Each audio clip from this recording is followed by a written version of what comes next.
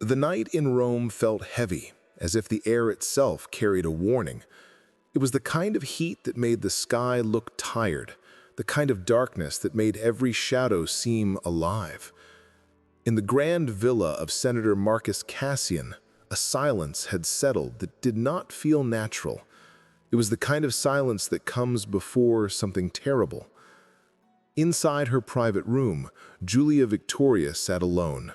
She was the daughter of a noble family, raised to speak with respect, but also with strength. Her mother had taught her that a woman's voice was a gift, not a danger. But in her husband's house, that belief did not exist. Here, a woman's voice was a risk. And tonight, Julia was about to pay the price for using hers. She thought back to the moment earlier that day.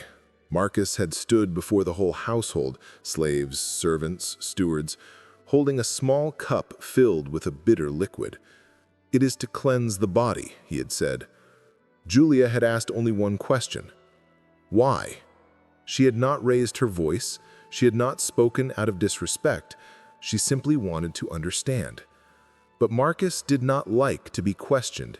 His silence afterward was colder than any shout, sharper than any insult.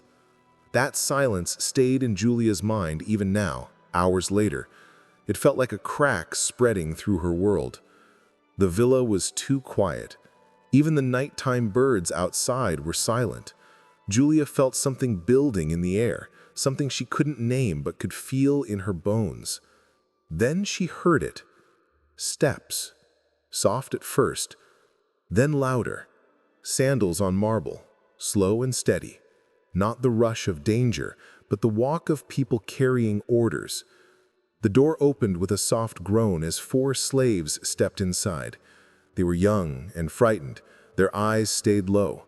They did not look at her face, only at the floor.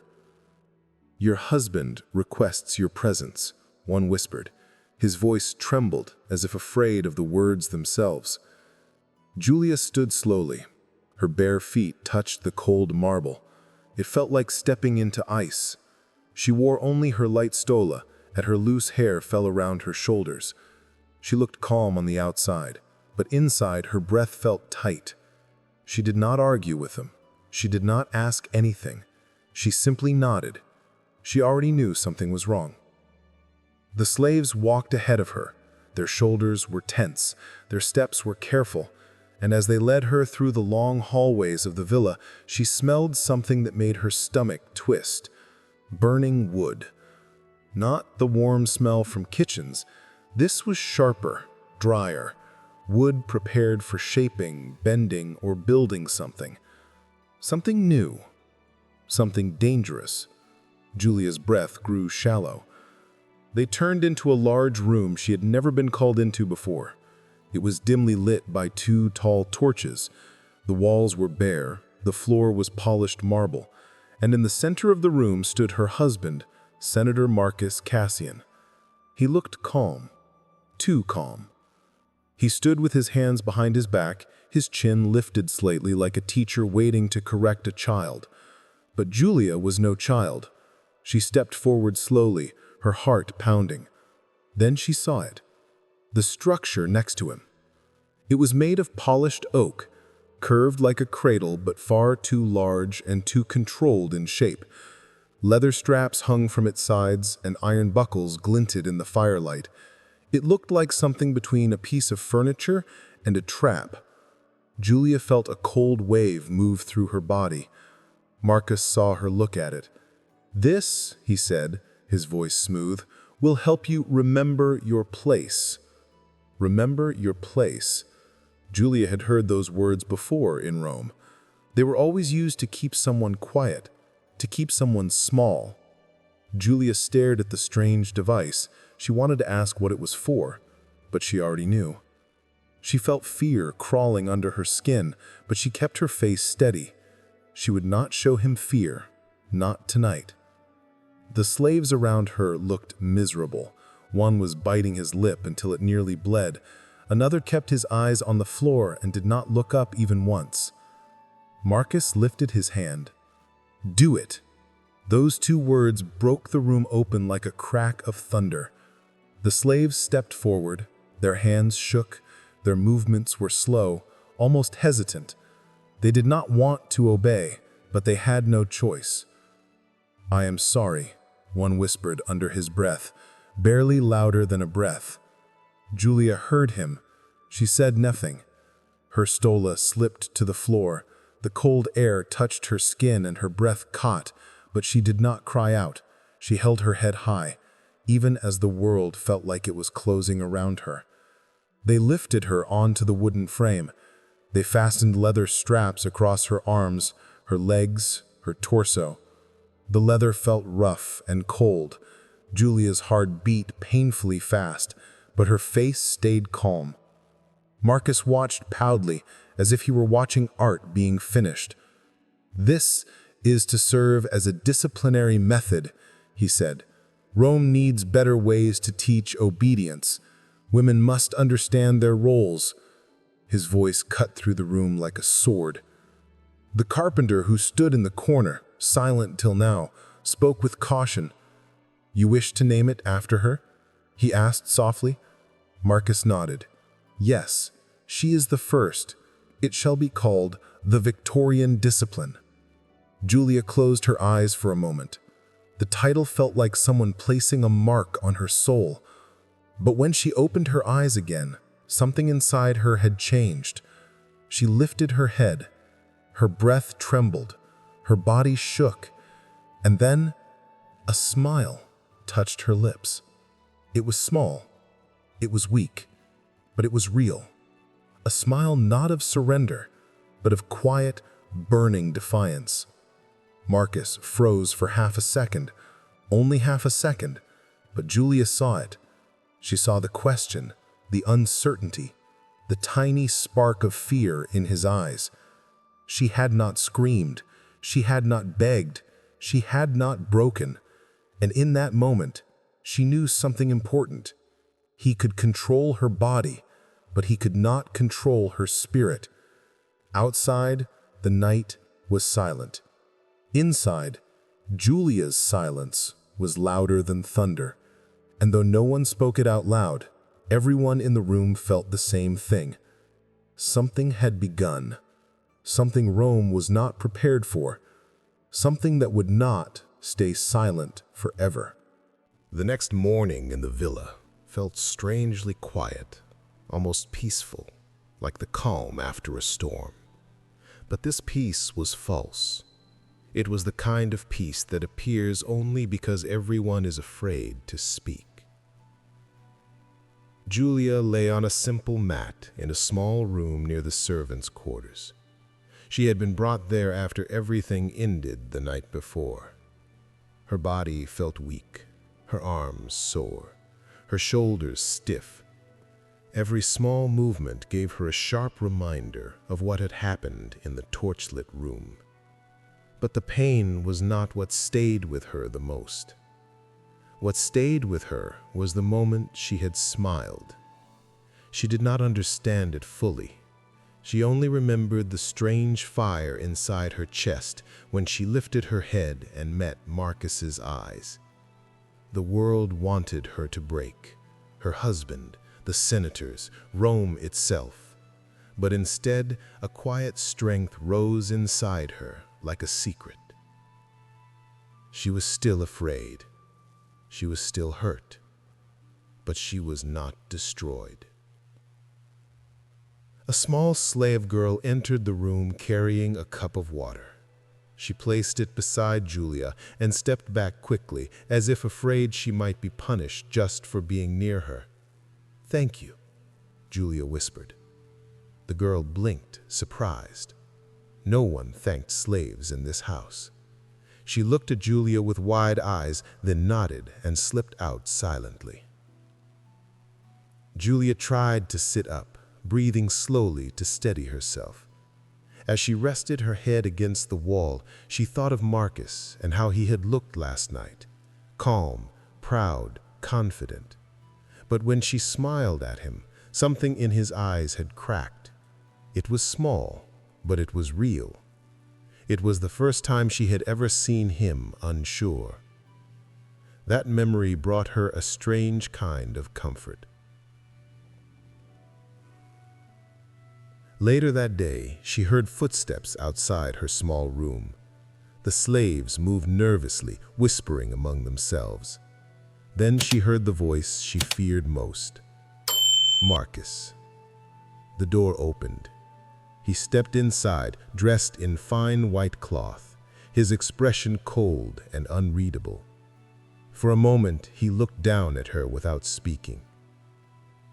"How do you feel?" he asked. Julia did not answer.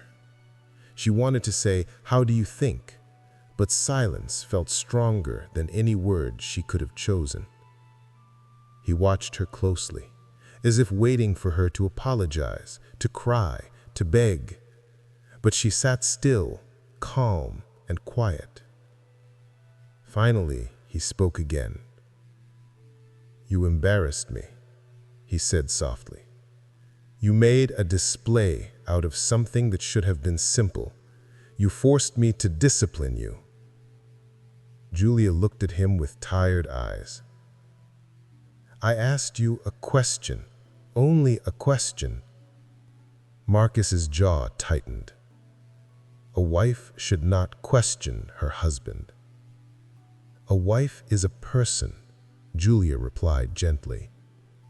For a brief moment, Marcus's face changed.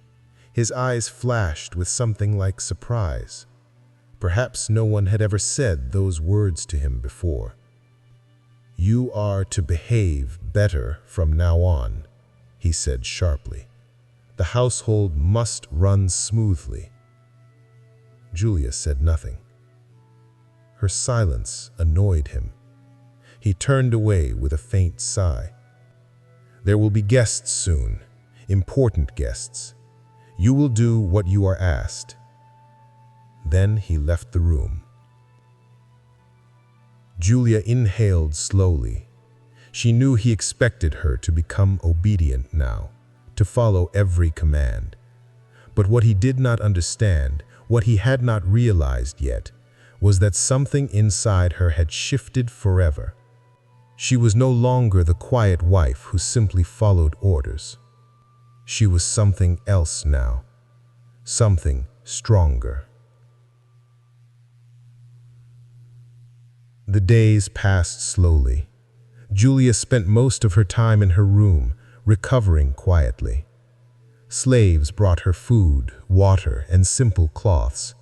They spoke rarely, but their eyes were different now. Some looked at her with pity, some with fear, some with something like admiration. One morning, the carpenter arrived at the villa again. Julia saw him from behind a thin curtain. He brought wooden panels, sheets of parchment, and charcoal. He knelt beside the device, the Victorian discipline, and began to draw. Line by line, he traced the curves of the structure. He added notes in the margins. He measured angles and lengths. His hands were skilled, but there was hesitation in his movements. He realized he was making plans for another one, a new one, maybe many more. Her breath grew tight in her chest, so this was how it would spread, quietly, in drawings and whispers. Her husband's voice echoed in her memory. "She taught me how to make them yield." Julia closed her eyes. She did not cry, but she felt something break inside her heart, not her strength, but her hope for the world she lived in. The carpenter paused once and glanced toward the curtain. She quickly stepped back into the shadows. She did not want him to see her watching. She did not want anyone to see how much the sight of those drawings hurt her. But she also did not want to look away. If Rome was creating something terrible, then Julia wanted to remember every detail of it. Memory was her weapon now. By late evening, the villa grew louder. Servants moved through halls with baskets of fruit and jars of wine. Slaves polished marble floors until they shone like water. There was excitement in the air, the kind that came before a feast. Julia walked slowly through the courtyard, her body still weak but her steps steady. 3 slave women were gathered near a fountain, speaking softly. When they saw her, they froze, but she waved gently for them to continue. One woman whispered, "Another senator asked for the device, a copy of it." Another said, "Some men say it will become common. They say all wives should learn discipline." Julia felt her stomach twist painfully. She walked away before they could see her expression. When night came, Julia was told to dress in a soft red stola. A slave girl braided her hair. Her hands trembled, and she could feel the fear in her touch. "Don't be afraid," Julia said softly. The girl nodded, but Julia knew the fear would not disappear. In the atrium, powerful men gathered, senators, envoys, wealthy neighbors. They laughed loudly, drank heavily, and spoke proudly of politics, war, and power.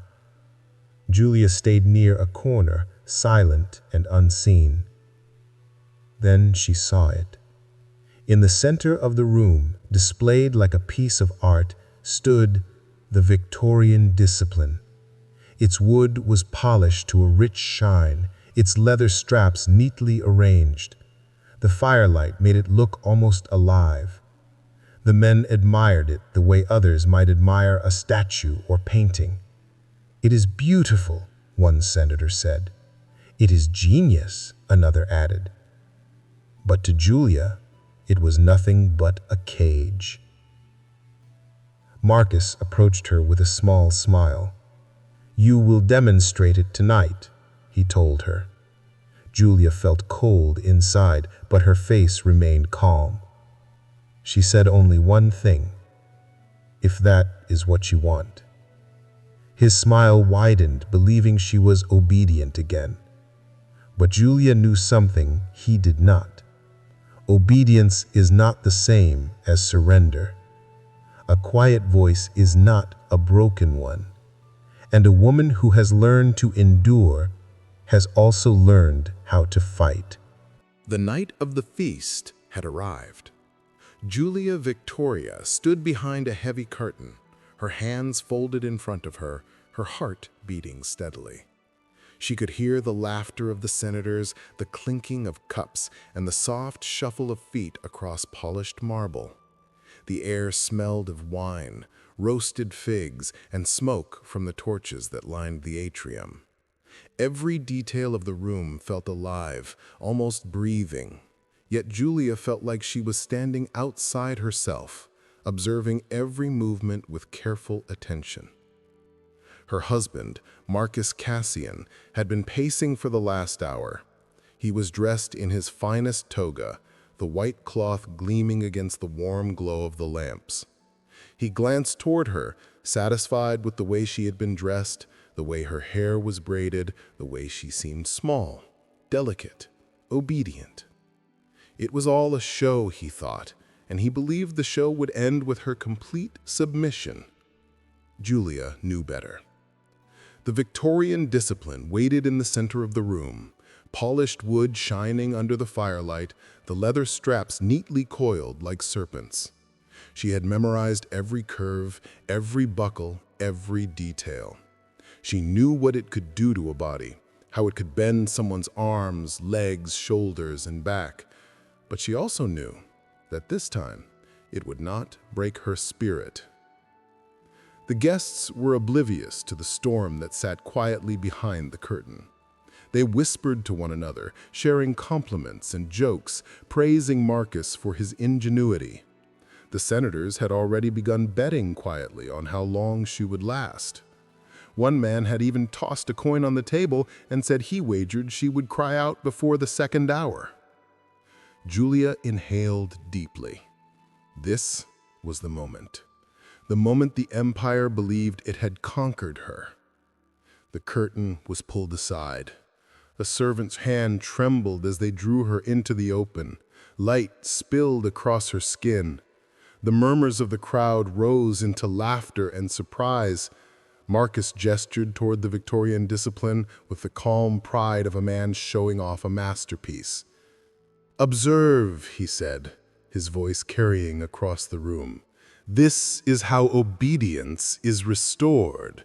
Watch her remember her place." Julia's legs trembled slightly, but she did not speak. She did not cry. She did not even flinch. The silence that stretched from her lips to the polished marble was heavier than any scream could ever be. The guests leaned forward, eager to see the display. Some whispered suggestions to Marcus, others joked quietly about the device, marveling at its design. And all the while Julia walked slowly toward it, her eyes fixed straight ahead.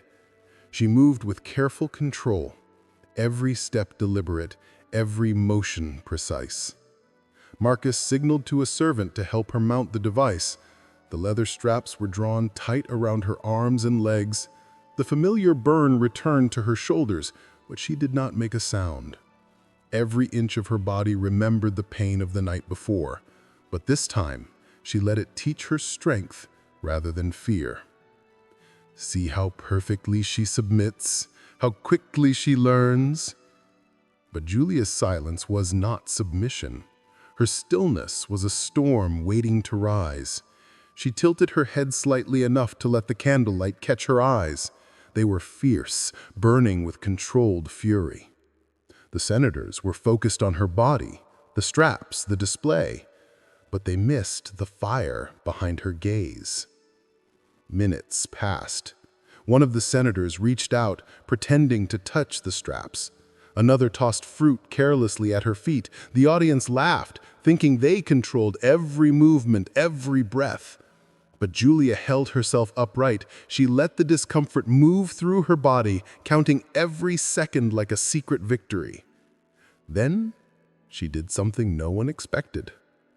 She smiled. It was a small smile at first, almost invisible, but it grew steadily, quietly, unstoppable. The kind of smile that spoke louder than words. The kind of smile that said, "I am still here. You cannot take me from myself." Some of the men froze. Others blinked, unsure if they had seen it correctly. Marcus's eyes widened ever so slightly. No one had smiled at him during a demonstration before. He had expected groans, cries, or trembling, not defiance that could not be broken. Julia held the smile. She did not speak. She let it spread across her face like a slow, quiet wave. The tension in the room thickened. The laughter of the senators began to falter. The clinking of cups stopped. She felt the eyes of every powerful man in the room on her, calculating, judging, trying to find a way to conquer her. But there was no way. She had learned that no chains could touch her mind, no straps could bend her will. Marcus took a step closer, his face darkening. "Stop that," he whispered sharply. Julia ignored him. Instead, she let the moment grow. The room became silent, alive with tension. She let every second stretch into eternity. And then, as if the weight of all Rome's expectations pressed against her, she laughed. It was a low laughter at first, almost invisible. But it grew steadily, quietly, unstoppable. The kind of laughter that echoed through the room, through the atrium, across centuries of expectation. Marcus backed away slightly, realizing, finally, that he could not control her. The senators whispered among themselves, trying to hide their uncertainty. What had been a display of dominance had transformed into something else entirely. Julia released herself from the last strap with a servant's help, her movements calm, precise, and defiant. She stepped down, unbound, standing tall before the crowd. Her body trembled slightly from effort, but her head was held high. Her lips still curved in a fierce, sharp smile. "Next time," she said softly, but every ear caught the words, "let me choose the music." The room fell silent. The men stared. Marcus's face had gone pale. The servants and slaves in the corners dared not move. It was a simple sentence, but it carried the power of fire. She had turned the demonstration into her stage. She had turned the instrument of her punishment into the symbol of her freedom. The Victorian discipline would continue to exist. The senators would continue to admire its curves, its leather, its form. But it would never break her again. Julia Victoria had laughed, and in that laughter, something changed in Rome. A quiet ripple began that night, a ripple that would spread through whispers in hallways, secret nods among slaves, and the hidden courage of women who had long been silenced. And Julia knew, as she left the room quietly, that this was only the beginning. The morning after the feast was quiet, but it carried a new energy. Julia Victoria woke in her small room, the soft light of dawn brushing her face. The villa seemed normal at first glance.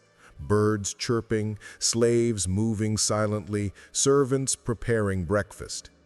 Yet beneath the ordinary, something had shifted. The demonstration of the night before had not gone unnoticed. Rumors had begun to swirl. Some men whispered in the hallways, uncertain whether to mock or fear her. Some women, hidden behind curtains or doors, spoke in hushed tones, admiring the courage of the wife who had laughed in the face of power. Julia felt it in her chest, a slow, steady fire. She was no longer only a wife bound by rules, she was becoming a symbol. Not just in her own house, but in the minds of everyone who had witnessed her. Her husband, Marcus, did not speak to her at breakfast. His pride had been bruised, though he would not admit it. He moved through the villa like a man walking on thin ice, careful with every gesture, every word. For the first time, Julia saw fear in his eyes. Not the kind of fear born from danger, but the fear of losing control. She did not gloat, she only observed. There was power in silence, and she had learned it well. By midday, whispers had begun to spread outside the villa. A servant, sent on errands, spoke quietly of the event. A neighbor mentioned it at the market, careful not to attract attention. The story traveled in small steps, like a shadow moving along the walls of Rome. Women listened. Some laughed quietly. Some clenched their fists in secret anger. Some repeated Julia's words to themselves. "Next time, let me choose the music." Men tried to dismiss it. A woman who laughs, she is foolish. But no one could deny the image of her standing proud, unbound, unbroken, smiling at the powerful men who had thought her weak. Julia watched this unfold silently. She knew that she could not control how the story spread, but she also understood its importance. Memory was power. Her act of defiance, though small in one room, was beginning to echo through the city. The villa had become quieter after the feast. Guests were gone, leaving only the servants and slaves to return to their routines. But Julia's world was no longer the same. Every hallway, every doorway, every shadow reminded her of the Victorian discipline and the way it had been designed to control her. She walked slowly through the halls, her bare feet soft on the marble. She paused in front of the device, polished wood gleaming even in the morning light. It looked harmless now, almost like a piece of art. But she remembered every strap, every curve, every moment she had endured. Her gaze softened, but her mind remained sharp. She knew that the device, though powerful, had also given her a weapon, memory. She could remember every detail of how she had been forced to submit and how she had resisted. Memory was her strength. Memory could teach others. A young slave girl approached her, carrying a small basket of fruit. She hesitated, then spoke. "Mistress, they are speaking of you in the city." Julia nodded slowly. She did not need more details. The girl's words were enough. They say you laughed." Julia allowed herself a small smile. "Good," she said. "Let them remember it." The girl's eyes widened. But, are you afraid?" Julia shook her head. "No. Fear is only useful when it teaches you something. I have already learned." Days passed, and the villa slowly returned to its routine. But Julia noticed subtle signs that the world around her was beginning to shift. A slave woman, previously silent and obedient, began to speak softly when she served the food. Another refused to carry out a small order she thought unfair. These were tiny acts, invisible to most, but Julia recognized them immediately. Her laughter, her defiance, had sparked something. Even in the smallest corners of Rome, women were beginning to remember that they could resist. Men tried to assert control again, demanding obedience, testing limits, reminding everyone of his authority. But the confidence he had relied on before had been shaken. Julia remained quiet when he spoke, her gaze steady. She did not rebel openly, but her calm defiance was louder than any shout. She knew that the empire relied on appearances, on illusions of control, and now those illusions were beginning to crack. One afternoon, the carpenter returned to the villa. He carried new sketches and tools, preparing to improve the Victorian discipline. Julia watched him from a curtain. She noticed every detail, every line he drew, every measurement he recorded. It was clear the device would be used again, perhaps many times. But Julia's mind was not on fear. She focused on memory, on observation, on learning every detail so that if it were ever used again, she could teach others how to resist. The carpenter did not see her watching. He worked carefully, almost reverently, tracing the curves and straps with precision. He drew plans for a stronger, taller version of the device. Julia's heart tightened. She knew what this meant. The tool of her punishment would spread, but she felt no despair. Fear could not touch her, but memory and knowledge could. She would remember, and she would share the story quietly so that no one could forget the laughter that defied power. By the end of the week, Julia could sense the first true signs of change. Among the women in the villa, slaves and wives alike, a quiet courage had begun to grow. They watched her closely, and when they dared, they imitated her subtle defiance. A glance, a whispered question, a gentle shake of the head. These were small sparks, but they were enough. Julia realized something powerful. The Victorian discipline had been intended to silence her. Instead, it had created the opposite. Her laughter, her calm, her memory, these were contagious. The story had begun to move beyond the marble walls of the villa, and Julia knew it would continue. As night fell again, Julia sat alone in her room, thinking. She did not speak. She did not move. She only remembered. She remembered the straps, the curves, the fear in the servant's eyes, the pride in her husband's. She remembered the moment she had smiled, the instant she had turned fear into power. And she began to make a plan. Not a plan for revenge, not a plan for anger, a plan for change.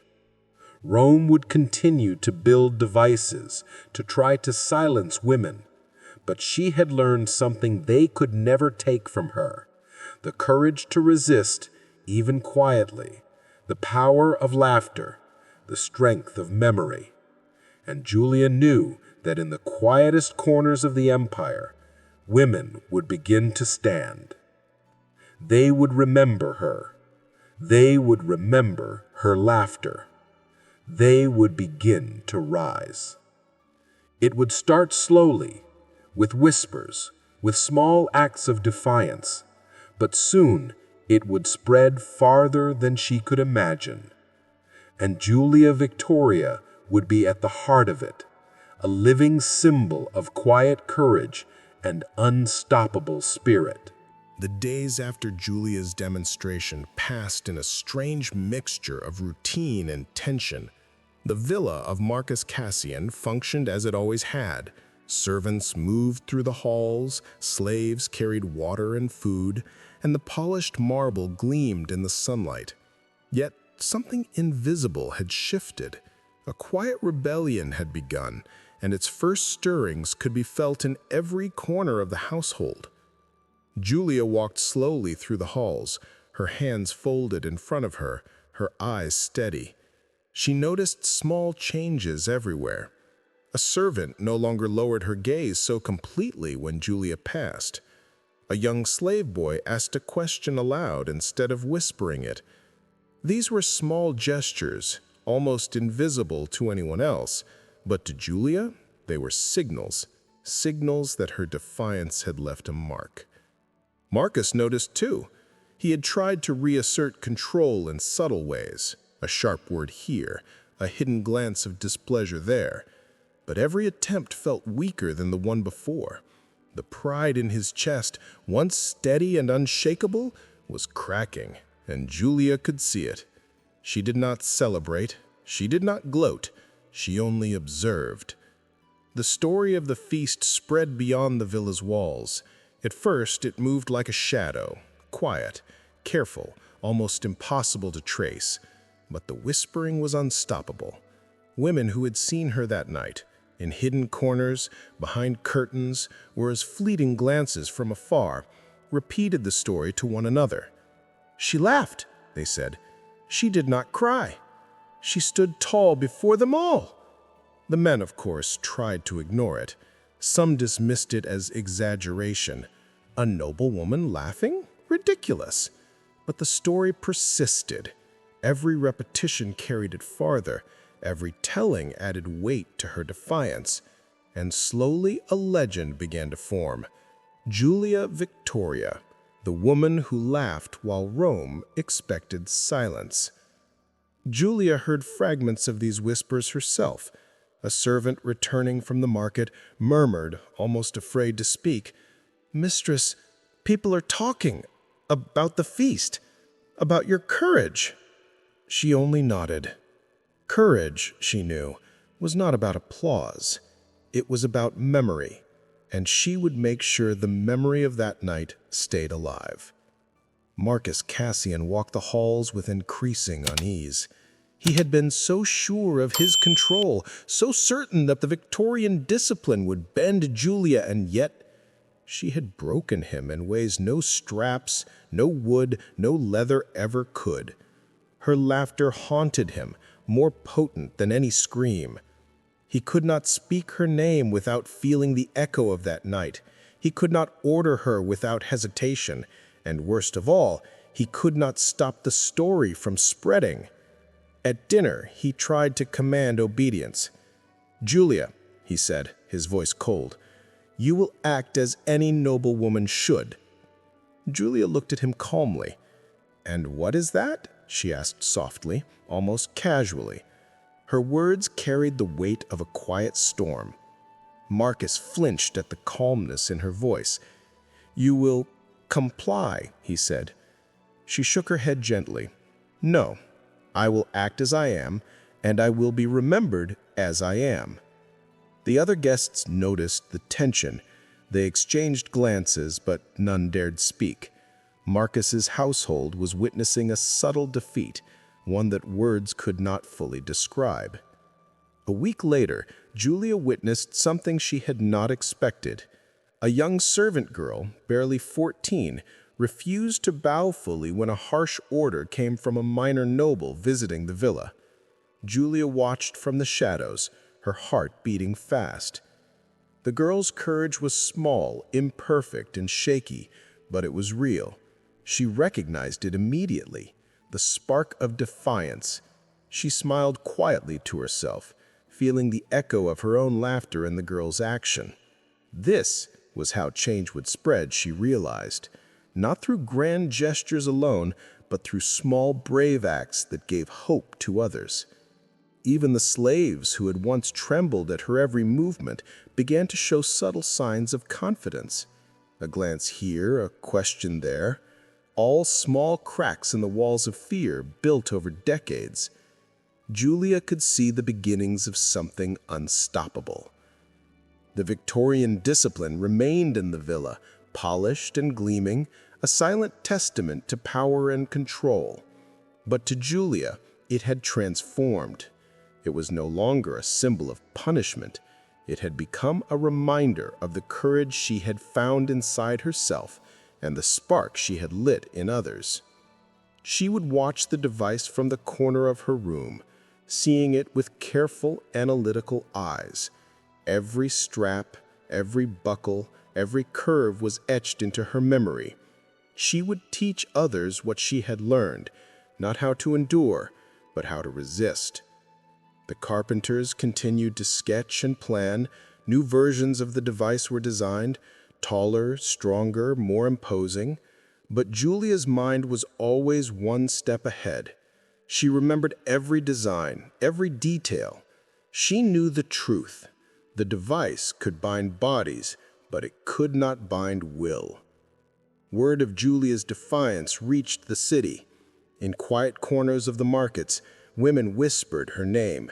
In the halls of the villas, wives began to ask questions. They dared to push against small restrictions, testing the limits of their own obedience. Julia did not intervene directly. She did not seek glory or recognition. Her strength was in her silence, her memory, and her example. Every act of courage that followed the feast reminded her that she had started something far larger than herself. Even Marcus began to notice. He tried to dismiss it, but the reports reached him in fragments. A merchant's wife refusing to obey. A young girl standing silently as her master shouted. The ripple of Julia's laughter had become a wave, moving through Rome in ways he could not stop. One evening, a messenger arrived at the villa with a sealed parchment from the emperor's court. The wax bore the empire eagle. Julia took the letter, her fingers steady, her gaze calm. Marcus's face grew pale as she read it. The letter was not a punishment, it was a summons. The court wished to see her, to confirm the truth of the legend. "You will go," he said sharply. "You will kneel, you will apologize, you will end this madness before it spreads further." Julia looked at him slowly. Her eyes were steady. "Ruin us?" she said softly. "I thought it already had." He could not answer. She folded the letter carefully. Her calmness was a quiet storm. She would go, but she would not kneel. She would not apologize. She would go as she is, unbroken, defiant, and ready to make the empire witness her strength. That night, Julia sat alone, preparing herself for the journey to the court. She did not speak to anyone. She did not cry. She only remembered. She remembered the Victorian discipline. She remembered the laughter. She remembered the spark of courage in the eyes of those who had begun to follow her example. And she made a decision. She would not allow Rome to see her broken. She would allow them to see the truth, that no chains, no straps, no devices, no fear, no empire could ever silence a spirit determined to rise. Her laughter, her defiance, her memory. These were hers, and they could never be taken away. Rome would meet her soon, and when it did, it would not see a woman who had been punished. It would see a force that could not be contained. The journey from the villa to the imperial court was long and quiet. Julia Victoria sat in the back of a small carriage, her hands folded neatly in her lap. Outside, the streets of Rome were alive with merchants, citizens, and guards, yet none seemed to notice her. Perhaps they had never seen a noble woman traveling so quietly, or perhaps they sensed the storm she carried inside. Her mind wandered to the Victorian discipline, the device that had once bound her in a room full of powerful men. It had been a tool of pain, yes, but it had also been her teacher. Every strap, every curve, every detail lived in her memory. It had shown her the cruelty of power and the strength that comes from endurance. Now she would face a court full of power, of influence, and of expectation. Yet she felt calm, not bravely calm, but quietly certain. The memory of her laughter, the spark of courage she had ignited, it all gave her a strength that no chains could take away. The gates of the imperial court loomed large. Soldiers in polished bronze helmets stood at attention, their spears reflecting the rising sun. The carriage came to a halt, and Julia stepped down gracefully, her red stola flowing around her. Every step she took toward the marble halls felt measured, deliberate. She was aware of every eye on her, every whisper, every glance. Courtiers and scribes watched closely, curious, uncertain, perhaps even fearful. A guard approached, holding a scroll and a wax seal.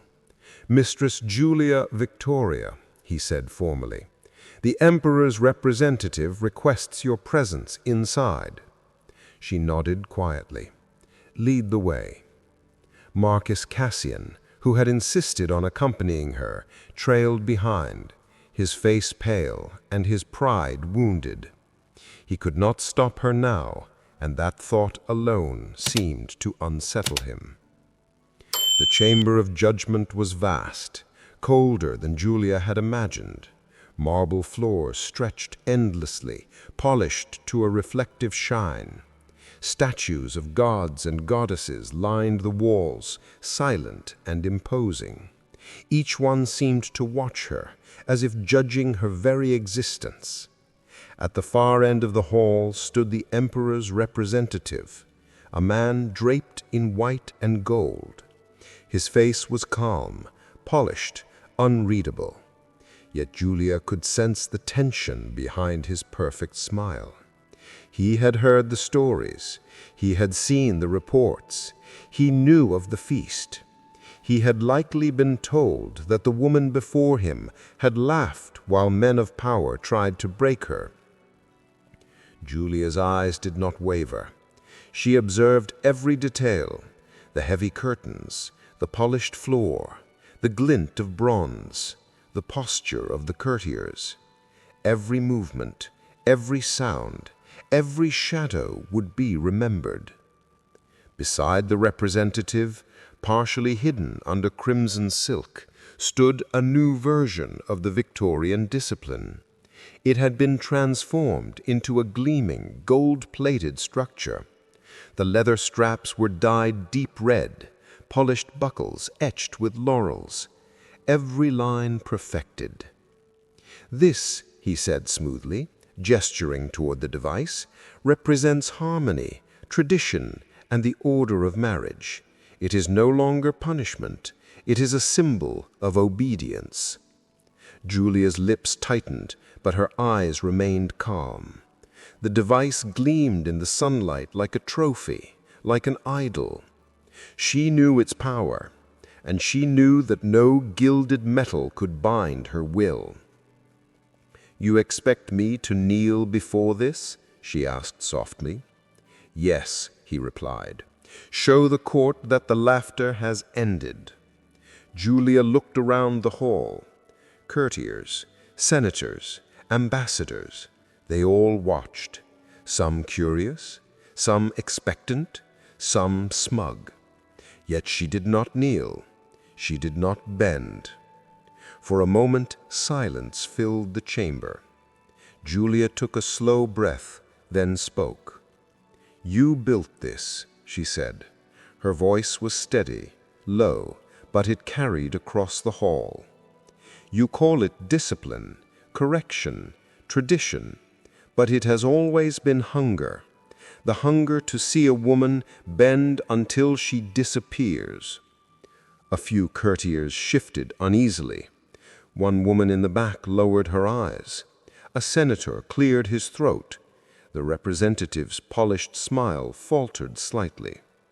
"You are not here to speak," he hissed, stepping forward. Julia did not flinch. She looked directly at him. "Then why am I still standing?" The guard beside him reached for his sword, but Julia remained calm. Her voice did not rise. Her gaze did not waver. She spoke slowly, deliberately, so that everyone could hear. "You can gild it, you can rename it, you can sanctify it, but it will never be art. It will always be fear carved into shape. And fear can never break the will of someone who refuses to bow." The chamber held its breath. Marble walls reflected the tension. For a few heartbeats, the powerful men and women realized that she was not merely a noblewoman. She was an idea, a living testament to defiance, memory. The journey from the villa to the imperial court was long and quiet. Julia Victoria sat in the back of a small carriage, her hands folded neatly in her lap. Outside, the streets of Rome were alive with merchants, citizens, and guards, yet none seemed to notice her. Perhaps they had never seen a noblewoman traveling so quietly, or perhaps they sensed the storm she carried inside. Her mind wandered to the Victorian discipline, the device that had once bound her in a room full of powerful men. It had been a tool of pain, yes, but it had also been her teacher. Every strap, every curve, every detail lived in her memory. It had shown her the cruelty of power and the strength that comes from endurance. Now she would face a court full of power, of influence, and of expectation. Yet she felt calm, not bravely calm, but quietly certain. The memory of her laughter, the spark of courage she had ignited, it all gave her a strength that no chains could take away. The gates of the imperial court loomed large. Soldiers in polished bronze helmets stood at attention, their spears reflecting the rising sun. The carriage came to a halt, and Julia stepped down gracefully, her red stola flowing around her. Every step she took toward the marble halls felt measured, deliberate. She was aware of every eye on her, every whisper, every glance. Courtiers and scribes watched closely, curious, uncertain, perhaps even fearful. A guard approached, holding a scroll and a wax seal. "Mistress Julia Victoria," he said formally, "the Emperor's representative requests your presence inside." She nodded quietly. "Lead the way." Marcus Cassian, who had insisted on accompanying her, trailed behind, his face pale and his pride wounded. He could not stop her now, and that thought alone seemed to unsettle him. The chamber of judgment was vast, colder than Julia had imagined. Marble floors stretched endlessly, polished to a reflective shine. Statues of gods and goddesses lined the walls, silent and imposing. Each one seemed to watch her, as if judging her very existence. At the far end of the hall stood the emperor's representative, a man draped in white and gold. His face was calm, polished, unreadable, yet Julia could sense the tension behind his perfect smile. He had heard the stories. He had seen the reports. He knew of the feast. He had been told that the woman before him had laughed while men of power tried to break her. Julia's eyes did not waver. She observed every detail: the heavy curtains, the polished floor, the glint of bronze, the posture of the courtiers. Every movement, every sound, every shadow would be remembered. Beside the representative, partially hidden under crimson silk, stood a new version of the Victorian discipline. It had been transformed into a gleaming gold-plated structure. The leather straps were dyed deep red, polished buckles etched with laurels, every line perfected.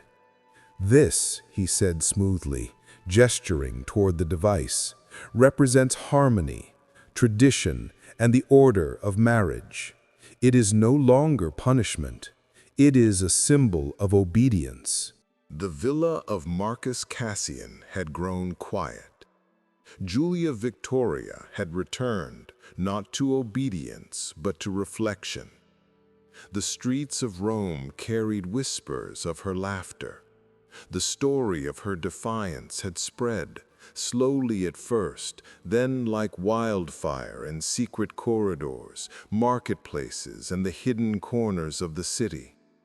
Women spoke her name softly, as though repeating it could give them courage.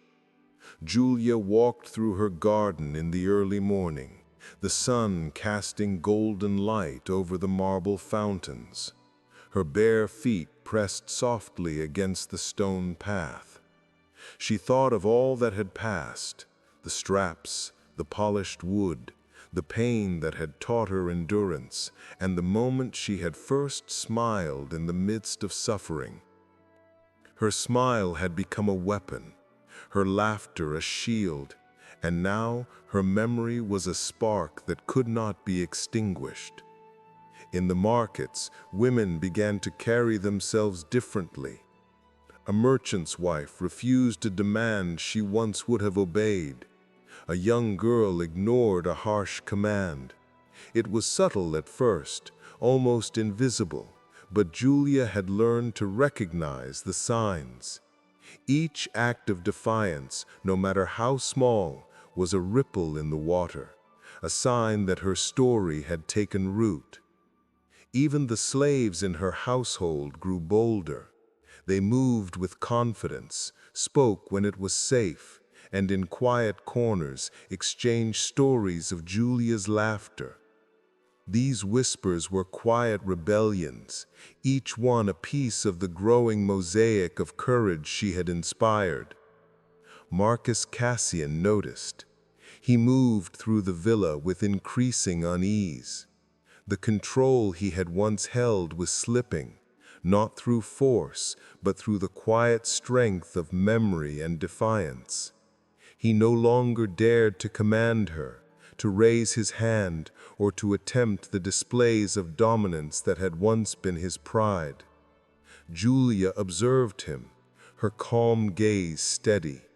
She did not need to act. Her very presence, her quiet strength was enough to unbalance him. Julia's story traveled far beyond the villa. Courtiers, ambassadors, and even minor officials carried whispers of the woman who laughed in the face of power. Some believed it was exaggerated, some doubted, but none could erase the truth of what had happened. In the homes of Rome, women shared the story in secret. The woman who laughed while the straps bound her, who smiled in the face of the senators, who refused to kneel before the golden device. The legend grew. It was no longer about Julia Victoria as a person. It had become an idea, a symbol, a spark of hope in a city built on obedience and fear. And ideas once planted could not be contained. One day, a new summons arrived. This time it came not from Marcus, nor from the emperor's court, but from whispers among the senators themselves. They had watched her, witnessed her defiance, and feared what her courage could inspire. Julia read the message quietly. It was a request, no, a warning. They wanted her to appear before the most powerful men in Rome, to demonstrate that her spirit could be controlled. They believed her legend could be contained, her laughter silenced. She smiled softly. This time, she would not only stand, she would leave a mark that could not be erased. The day arrived. Julia walked into a small arena just outside Rome. It was not the grandeur of the Colosseum, but it was filled with influential men, their eyes sharp, their expectations high. At the center stood a new version of the Victorian discipline, gold-plated, polished, gleaming in the sunlight, a symbol of power meant to silence her once and for all. She approached it calmly. The crowd held its breath. Some had never seen her before. Some had heard the whispers and expected to see fear. But what they saw instead was a woman who had learned the power of memory, the strength of laughter, and the courage of defiance. Julia did not climb the device. She turned to face the crowd, her hands relaxed at her sides, her gaze steady. For a moment there was silence. Then, slowly, she laughed. It was not a loud, reckless laugh, but a clear, unstoppable sound that spread through the arena like fire. It was a laughter that carried her story, her courage, and her legacy into every corner of the city. The senators froze. Some laughed nervously, unsure how to respond. Guards shifted uneasily. Marcus, who had accompanied her, could do nothing. Her laughter had broken something deeper than bones or chains. It had shattered expectation. Julia stepped forward. This device, this gold, this display, it was meant to silence me, but it taught you nothing.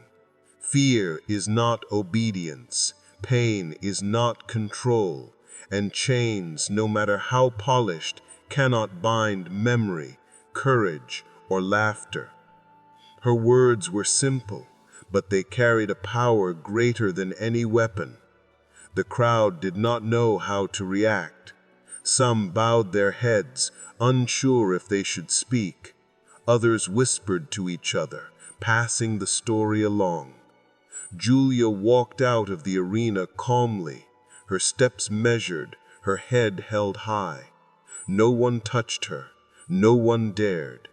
She had turned what was meant to break her into proof of her strength. From that day forward, Julia Victoria became more than a woman. She became a symbol, an idea, an echo of courage that could not be silenced. Stories of her laughter spread through Rome, whispered in the streets, repeated in the markets, shared in secret corners where women gathered. Mothers told daughters of the woman who refused to kneel. Servants spoke of the wife who smiled through pain. And in every whisper, the legend grew. Marcus Cassian could not erase her. He could not control her. The Victorian discipline remained in villas across the city, but its power was diminished. It was a symbol now, not of obedience, but of the courage that could resist it. Julia herself returned to her villa, quietly, without fanfare. She walked through the halls, observing the small acts of courage she had inspired. A servant spoke without fear. A young girl refused an unfair task. Each act was a spark, and together they formed a quiet blaze of defiance she had inspired. She knew the empire could never truly silence women as long as memory, courage, and laughter existed. The story of her defiance would continue to grow, carried by whispers, by memory, by those brave enough to stand. Julia Victoria had turned her pain into power, her fear into laughter, her punishment into legend. And long after she was gone, her story would remain. In her quiet moments, Julia would sometimes sit alone remembering the straps, the curves, the fear, and the laughter. She knew that her body had been tested, her spirit challenged, but nothing could take away what she had learned: the strength to stand, the courage to resist, and the power to turn silence into an echo that could never be silenced. Her laughter had traveled farther than any chains.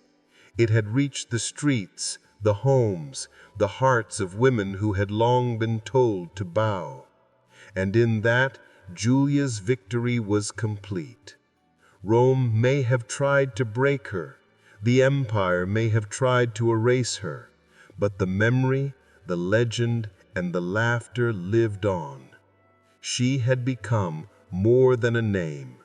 She had become an idea. And ideas do not kneel.